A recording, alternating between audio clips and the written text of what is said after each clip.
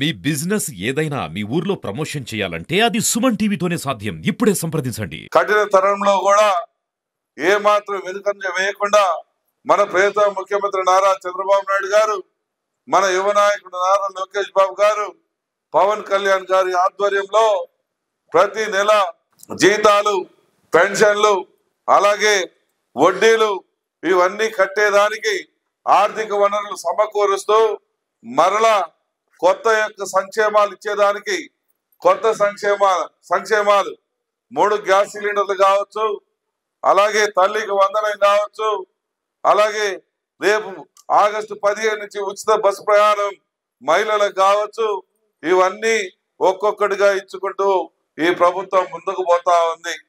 అయితే YCP party వాళ్ళు last 5 సంవత్సరాల్లో యువతని గంజాయికి బానిసలు చేసి ఏ మాత్రం కూడా యువత పట్ల శ్రద్ధ చూపించకుండా యువతని ఎంతో అన్యాయానికి గురి చేసిన మాట వాస్తవం.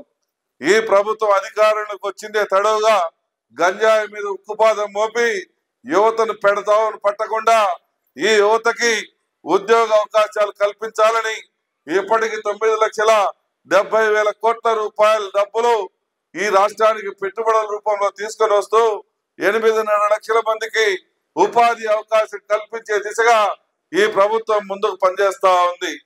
అయితే వైసీపీ పార్టీ వాళ్ళు యువత పోరని ఇంకొక పోరని ఏదో ఒక అలజడి సృష్టించాలని చెప్పి చూస్తా ఉన్నారు. మొన్న ప్రజలు వచ్చారు, మహిళల్ని వేశ్యలు అన్నారు. ఎందుకయ్యా వేశ్యలు అన్నామనంటే మహిళల మీద రాళ్ళు చెప్పులతో దాడి చేయిస్తారు, ఇంకోసాటిపై రప్ప నరుకుతామని అంటారు. అంటే వీళ్ళ పోకడ ఇంకా మారలేదు. ప్రజలు బుద్ధి చెప్పినా వీళ్ళకి ఇంకా సిగ్గు రాలేదు. 164 సీట్ల బదులు రేపు 174 సీట్లు రావటం తథ్యమని కూడా మీ అందరికీ గుర్తు చేస్తా ఉన్నా.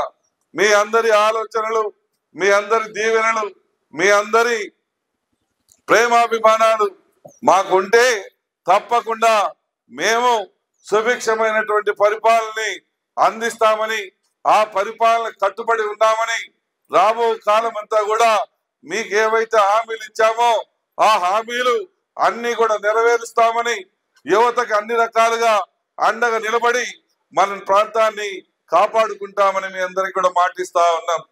ముఖ్యంగా మార్కాపురం జిల్లా విషయంలో ఎంతో అన్యాయం చేశారు గత పాలకులు.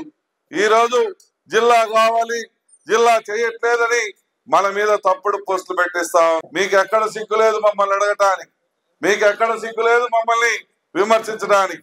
ఆ రోజు నోరు మెదపడినటువంటి మీరు, నోరు ఎత్తనటువంటి మీరు, పల్లెత్తు మాట అడగనటువంటి మీరు ఈరోజు జిల్లా విషయంలో మాట్లాడే అర్హత మీకు లేదు.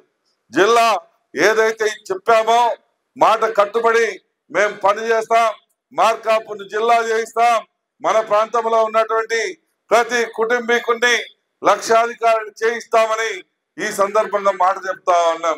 ఇదే కాకుండా ఈ ప్రాంతానికి కొత్త పరిశ్రమలు వచ్చేదానికి కూడా మేము కంకణం కట్టుకొని పనిచేయబోతా ఉన్నాం.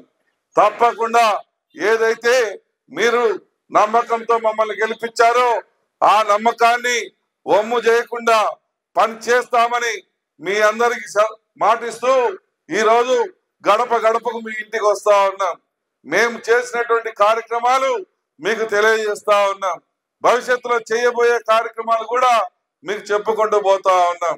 దయచేసి మీ ఆశీర్వాదాలు, మీ యొక్క దీవెనలు మాకు ఇవ్వాలని, నిండు మనసుతో మమ్మల్ని ఆశీర్వదించాలని మిమ్మల్ని అందరినీ కూడా వేడుకుంటూ సెలవు తీసుకుంటా ఉన్నాం.